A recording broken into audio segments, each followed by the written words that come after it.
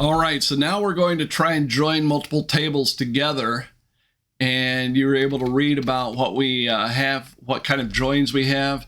An inner join is the default, which basically says I only want records in my result set where I've got a match for both table 1 and table 2. So in this case, if you look at the diagram, table 1 would be considered our left table, table 2 would be considered our right table. So then we can say, okay, I want those values on the left table or those values on the right table.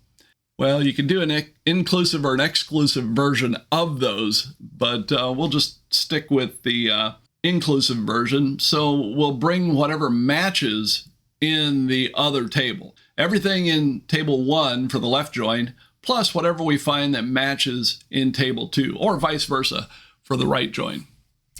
And then a full outer basically says, bring me everything in table 1 and everything in table 2. If we've got a match, that's great. If we don't have a match, then we'll just have empty cells for some of the values in one or the other tables.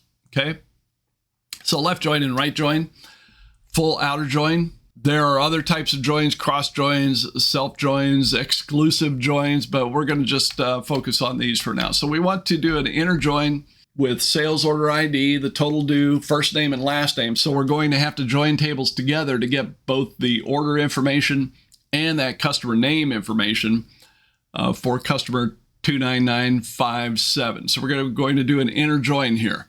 All right, let's give that a shot. All right. So I want my sales order ID.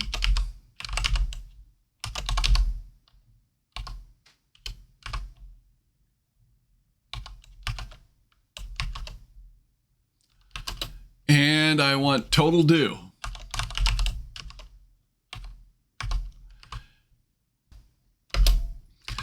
And I'm going to select those from my sales LT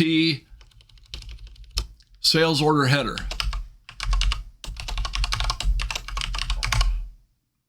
And I also want to include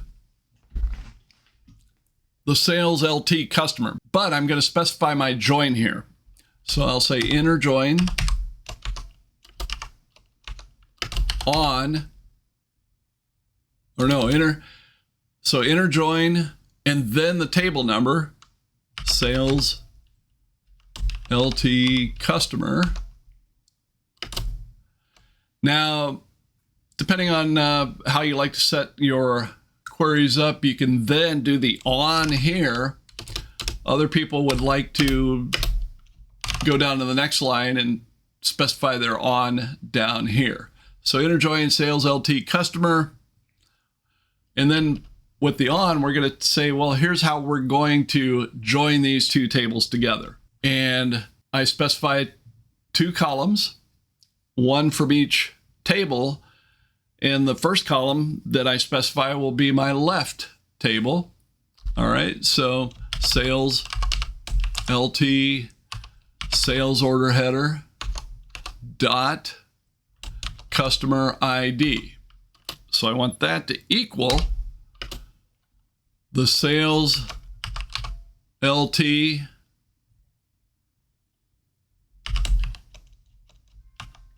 customer dot customer ID. All right.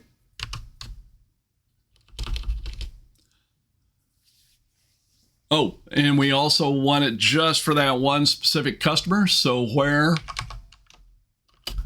sales LT customer dot customer ID equals, and because this is a numeric field, we just type in the number 29957.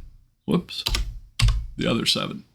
All right, now we can run that and hopefully we get information back for that customer. Yeah, sales order ID 71783-922 and the total due.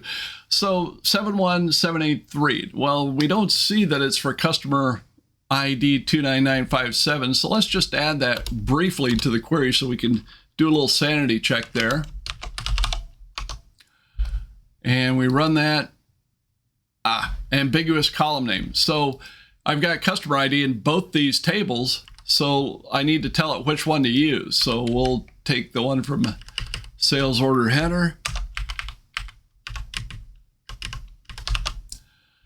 and put that in there. So we're now using customer ID from the sales order header table, and we run that. Okay, yep, that is for customer ID 29957. I've done a little sanity check on that, and that's not a bad thing to do. Sometimes if you're joining tables, even if you don't want to see the joined field in the result, you can just display it briefly while you're building the query and testing it out to make sure it's working the way you think it should.